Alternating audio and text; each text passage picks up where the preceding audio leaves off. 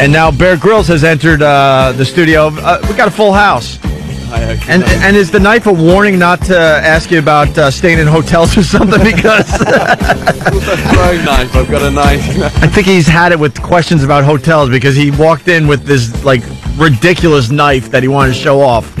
Yeah, the rambling alligators. I just thought it'd be nice for you guys to see some of the kit. But anyway, there we go. He was showing us how to use a flint, like to start a fire, because I guess people ask you how you start a fire with a knife, and it obviously works because it sparks. Yeah, well, actually, the other day I was sitting in the jungle. It was such torrential rain. You know, we wouldn't be able to have a conversation.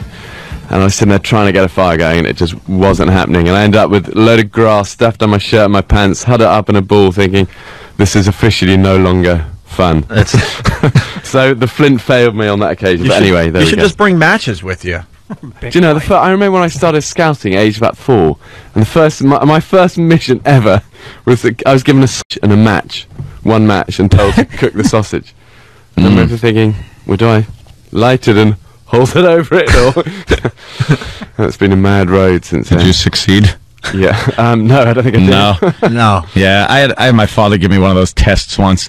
He gave me a single shot 22 and 1 bullet, and because I was camping, and he goes, "Here you go. Here's your dinner." That was out in California. Wait, what did you do? South Central? Yeah. Yeah. Wait, what did he do? He gave you... He gave me a single shot rifle, 22 rifle, bolt action, and 1 bullet, and said, "Here's your dinner." With a bullet. Now you got to play And I had to out. go out and I had to shoot a rabbit, and skin it and gut it and cook it. You didn't shoot a rabbit with 1 bullet, did you? In L.A.? No, it was not L.A. It was Sunset. it was actually San Juan Shut up, Capistrano, California, Orange County. Who's your dad? Davey Crocket? Mother Hill. Yeah, tell me about it. And I actually grabbed a handful of shells when he wasn't looking, And you got dumped them in my pocket. And thank God I did, or I would have starved. Yeah, my first 3 shots missed the little bunny. Well, that's brilliant. That's good. I remember the first ever thing. I remember shooting a little robin. I was about 6. I was so excited. I spent hours stalking this thing, shot it, and I was so upset. I gave it a full funeral, buried it, and yeah, it makes you feel all bad. I felt terrible. But got over it. I was hungry. Had to eat. And did that knife go through an alligator's skull or something, you were saying? We were just filming in the swamps of Louisiana last week, and I'd wanted to do a thing with an alligator, but I always get a couple of days beforehand all the search and rescue guys and the rangers. I get a really good briefing on everything, and they said, kind of 4 or 5 foot is the maximum you can realistically sort of, wrestle. And I found a small 3 foot one, showing you can only just hold this thing. And I thought, and it was the last day, and I hadn't seen any alligators, and suddenly I just saw one. It was about 6.5, 7 foot. And I thought it's a bit bigger than kind of the briefing was, but it would be great to do.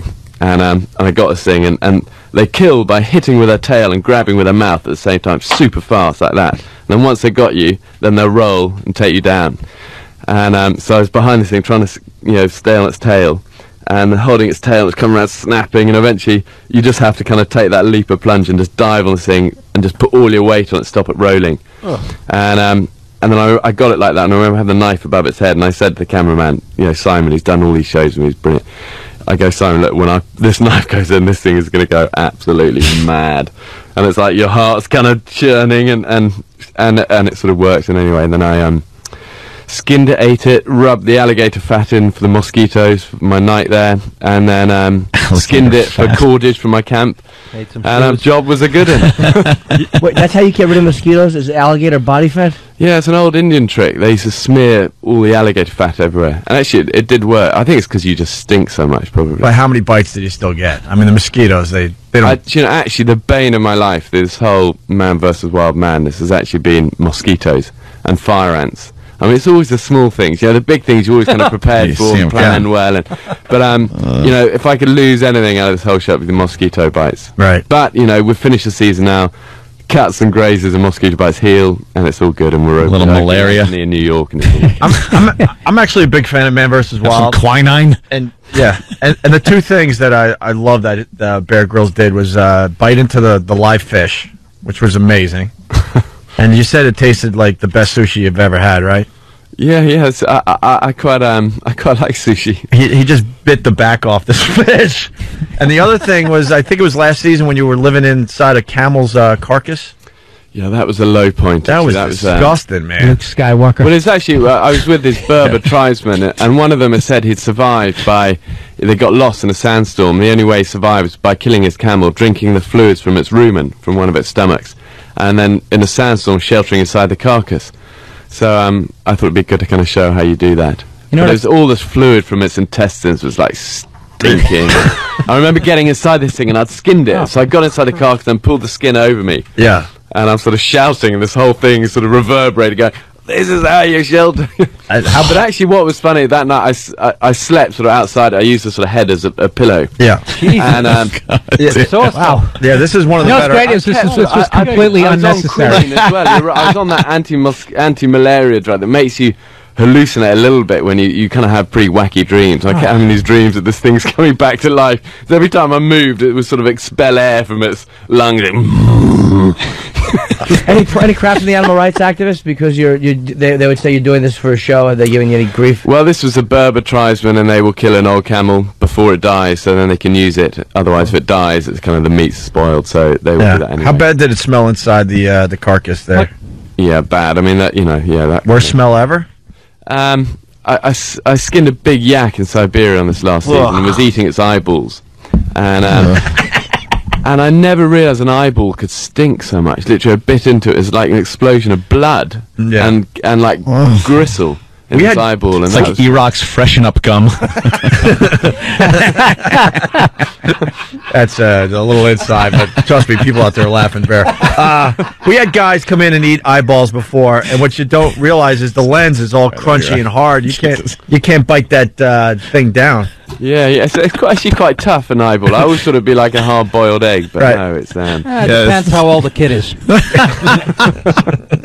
There's some kind of old celluloid in there or something. Cataracts. Cellulose. Crunchy cataracts. The corneas get crispy. I'm sure you've been asked this a lot, but what's like the craziest thing you've eaten, or the one thing you will never eat again or don't want to eat again? Rita Run. I was in. It's a long list, Zambia's tomorrow night, which the season launches with that, and there was I was going through this dedication treat showing how you can eat the grubs or feed off this stuff, and I found these quite big ones, and they're wriggling around, and I just finished that, and I was walking off, and as I walked off, I pulled the last bit of dead wood away, and I saw this like monster one. It was literally like it was that long, strong, that thick, wiggling, and it was like, I thought for a second in my mind, do I show the cameraman and do this, or I just leave it? I've done the bit, should we just get on? And I thought, it's too big. So I walked on, and then about 5 yards I thought, oh, it's got it, it'd be great. So I went back and I said, look, come and have a look at this. This is this one's been living in here for years. And there's a good bit in Zambia, biting, and all the blood and sort of pus just explodes over the camera. Oh my God! What was it? A big grub. A grub. They're like a big sort of maggoty thing. But actually, another one was good last week, which actually in the next season was in Mexico, and I got hit by I got stung by a load of bees. I was trying to get honey out of this nest, and literally my face just ballooned up massive. How are you trying to get honey out of the nest? Where you thought you might not get stung? He just rolled his sleeve up. T-shirt around my thing, a smoker, just a load of wood burning with green leaves around it. I smoked them out, and I got most of it, but they came back and they just whapped me. And my face, literally, I couldn't see out of anything. I looked like the Elephant Man for half of this show. And I had to kill a big pit viper that night. And Simon was having to sort of direct me to tell me where this thing was, Killed it, skinned it, and then peed inside the skin, tied a knot in that, had that around my neck, and then I was in the salt pans, had to drink the pee out of this snake skin the next day. And it was that sort of mix of sort of warm pee with snake snake in it. Oh my God. And that was one of the first times I said, listen, it's time to get a new job. Right. God damn. Has there been anything that you refused to do for this show? Maybe something you were thinking, all right, I'll do this, and then you backed out last minute and said, no way. Can I do this? No, I kind of, essentially, it's what I love it. It's one thing that really excites me in my life. I really love my job. And I've been doing it since I was a kid. It's just I've never been filmed before doing it. And my stuff is often, they're going, Bear, we can't do that. We'll never get away with this. Or it's too mad. So often it's the other way. And I think, I've got, my considerations, I've always got a crew with me. I need to make sure that they can climb this thing. It's not too crazy. It's not going to take too long and this sort of stuff. So it tends to work the other way, really. But I get much more kind of nervous in sort of big cities or big groups of people I don't know, or I'm quite scared of heights a lot, and those. So it tends to be more those sort of things that make me more awkward, I think. You must be an easy guy to eat out with, though. It's like, what are you in the mood for? I don't care. Just stops at a dumpster. I'll find something in here. Picky.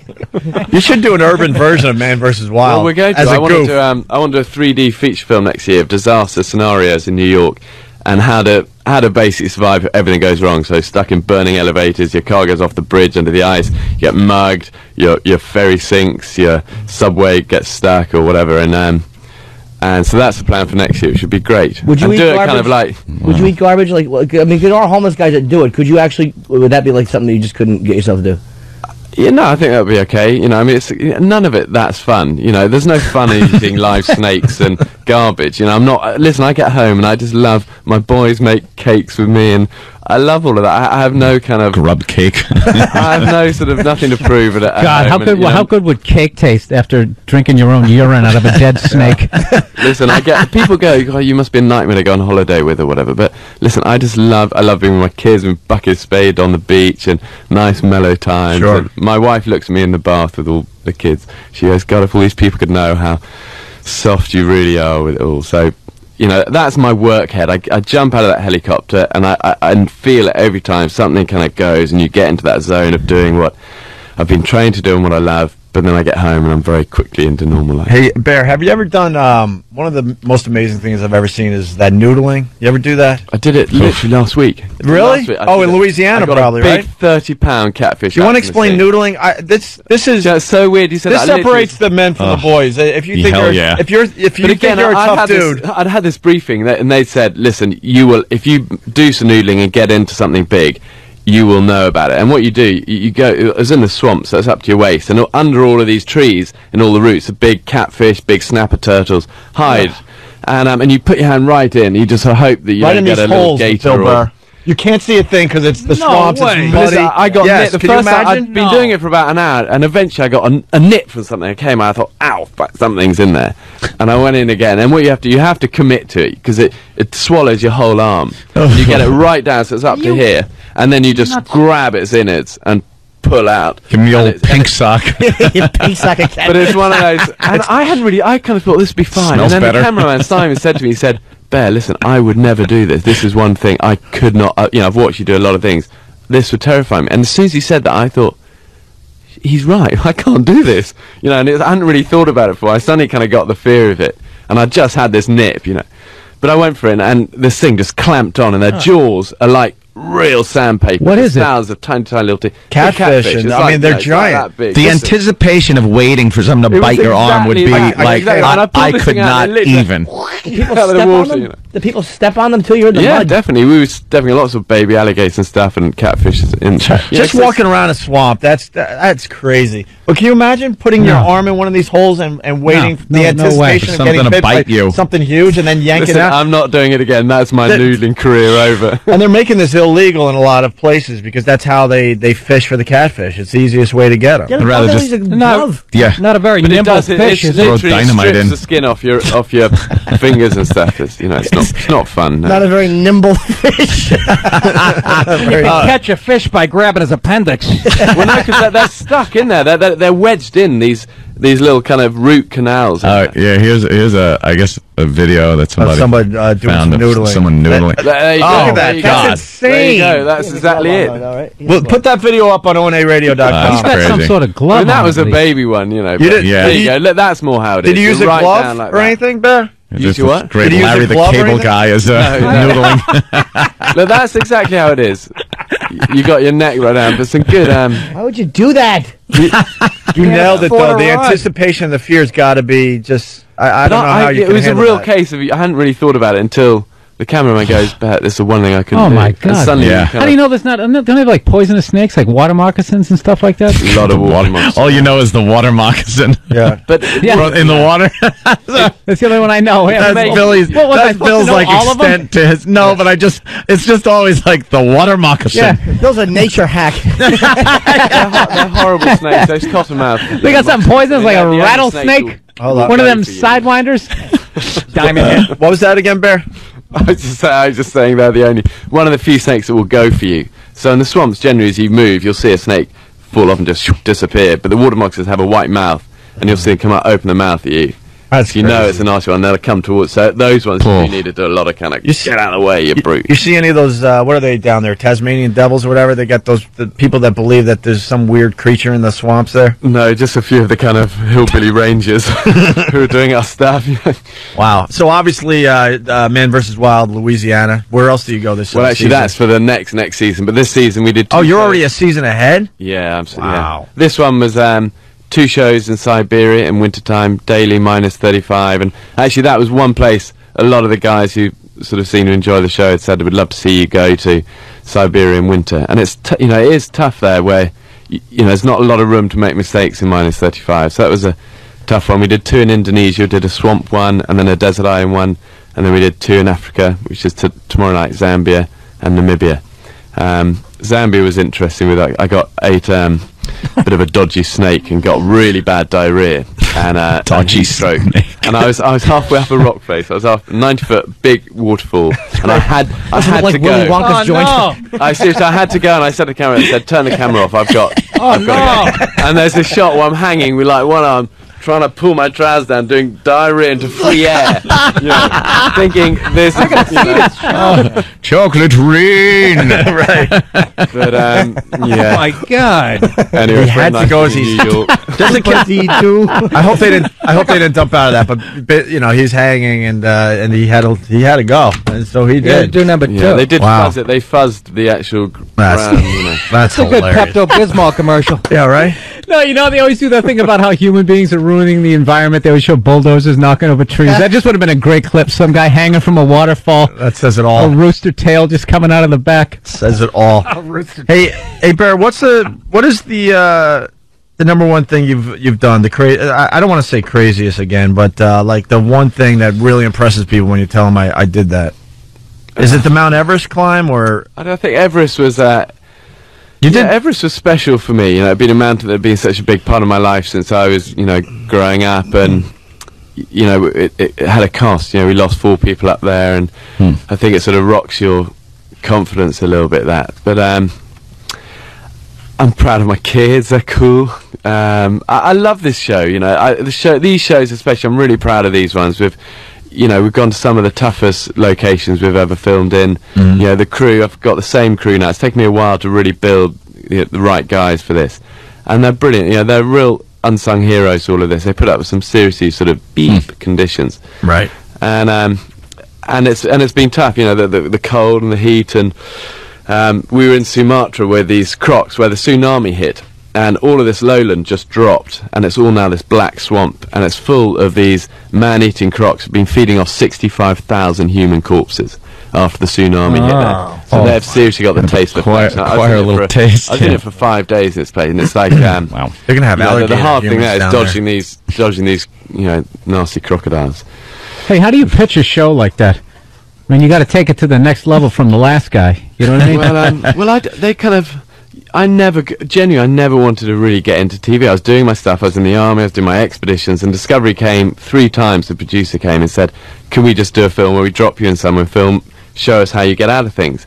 And if I'm honest, I didn't really have the confidence, I don't think, to do TV. I thought I can do my stuff, and I haven't got white teeth, and I'm not sort of good looking and fit. And I didn't feel like that. And I said no 3 times. Fishing for compliments now. And he said eventually, "Hey, I'm just a regular old bloke." he said noodling for compliments. He's doing that Hugh Grant modesty. I don't buy it. No, I'm not buying it either. Every girl in America wants to bang this dude. Hey, they just keep giving me movies, It's never like that. I don't see that side of it. But listen, he said, you don't need to be a slick host. You don't need to be smart or tidy or together. Just do your stuff, whether it works, whether it's covered in mud or whatever. The failures, the good, the bad, the ugly.